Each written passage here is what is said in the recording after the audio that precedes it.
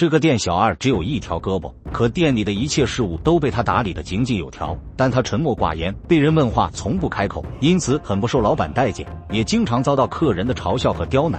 客人们欺负他做事不方便，故意将花生米倒在桌上，对他冷嘲热讽。小二默不作声，旋即一掌拍到桌上，在盘子洗落瞬间，居然把桌子擦得干干净净。众人大惊失色，这才知道他指定是个饮食高手。小二身怀绝世武功，却从不愿在旁人面前展露半分。至于为何要隐忍不发，这事还得从他的断臂说起。原来小二名叫雷厉，曾是一个善使鸳鸯双刀的侠客，当年仅仅用了半年时间，就在江湖上闯下赫赫威名。但他年少轻狂，极好打抱不平，以至于遭到武林盟主龙之义的忌惮。雷厉这样的青年侠客他见得多了，只要略施小计就能使其退出江湖。这一日，雷厉来到黑松坡枯树林，发现生眼镖局的镖师被人尽数杀害，镖银也不知所踪。正待他要查个究竟，闻讯赶来的总镖头却质问他为何要杀人诱惑，说着就要强行流入雷厉。双方纠缠不清，雷厉决定拔刀，四人这才意识到他们连雷厉的一招都抵挡不住。雷厉得胜离开，龙之义却适时出现把他拦下。在假意了解情况之后，斥责雷厉学了武功却尽做坏事。雷厉瞬间被激怒，你胡说什么？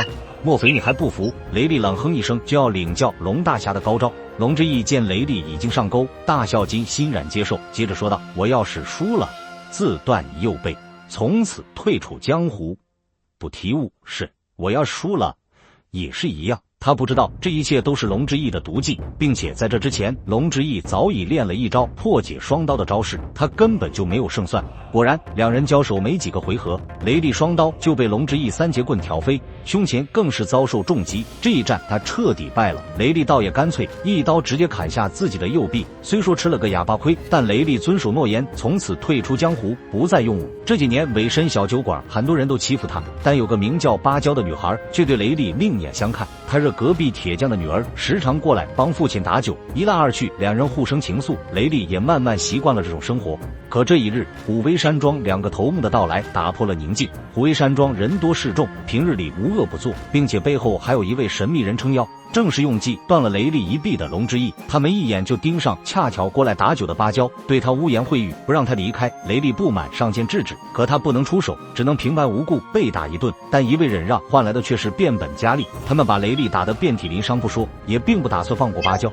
但一边是自己的誓言，一边是心爱的女人，雷厉的拳头在颤抖，愤怒之下竟将面前石阶打出一个深坑。正当他左右为难之际，却是一个白衣侠客驻颜呵斥，此人正是双刀风俊杰，和当年的雷厉一样，极好打抱不平。来到这里就是要教训教训武威山庄。他的双刀出神入化，不出一招就将两人打得落荒而逃。风俊杰看出雷厉深藏不露，很好奇他刚刚为何不出手，于是决定留宿酒馆，想要借机认识。可他不知道，武威山庄的密室里，一场阴谋又一次酝酿。龙之义故技重施，面人广发英雄帖，届时各路武林人士齐聚虎威山庄，他在当众将风俊杰打败，逼迫其自陈不是，从此退出江湖。另一边，风俊杰有心结交雷厉，可任他如何滔滔不绝，雷厉就是不肯透露半分。直到老板无意间叫了一声雷厉的名字，风俊杰这才恍然大悟，想要上前一吐佩服之情，雷厉却已走开。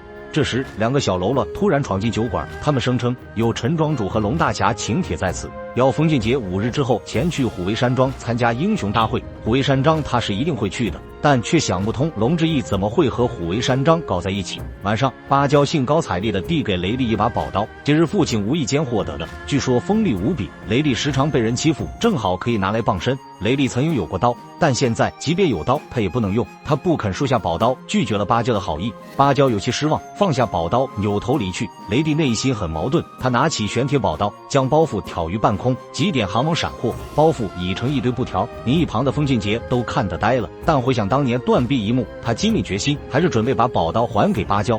芭蕉刚返回家中，白天的两个头目竟突然绑住他，准备带回山庄好好调教。还刀的雷厉迟迟赶到，他一路追随，可奈何双腿抵不过自知，只能眼睁睁看着快马绝尘而去。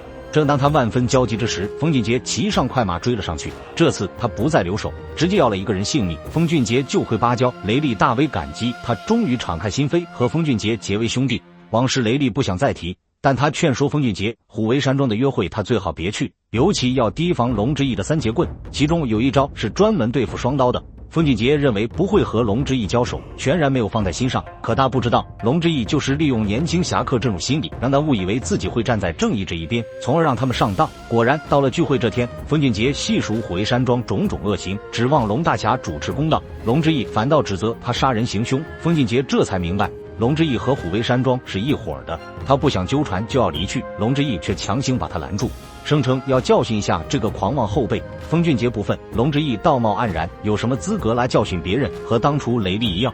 他也想和龙之义动手，但龙之义有3节棍，有一招专克双刀，直到自己身负重伤，他才明白这一切。既然已经知道龙之义的丑恶嘴脸，风俊杰又怎会愿意自断手臂？他继续提刀应战，虎威山庄众人用铁链将他吊起，陈庄主一刀砍下，一个青年豪侠就此陨落江湖。风俊杰迟迟未归，雷厉内心焦虑。从酒馆几个食客口中得知的风俊杰被杀一事，雷厉悲痛难忍，他终于决定再次拿刀为兄弟报仇。芭蕉虽有担心，却还是靠在雷厉身上表示支持。雷厉一人一马来到虎威山庄，面对成百上千的弟子，他不慌不忙，因为干掉他们只需要一刀。雷厉从庄外杀到庄内，就连陈庄主也抵不过他3招，偌大一个虎威山庄直接灭门。雷厉正要离开，龙之义却堵在桥头，两人交战，3节棍变幻莫测，雷厉长刀被打飞，险些再次落败。但他随即想到，自己能够一手控制多个鸡蛋，为什么不能控制刀呢？他一刀在手，2刀凌空。龙之义虽然侥幸躲过前2刀，但第3刀却直接刺进他的胸膛。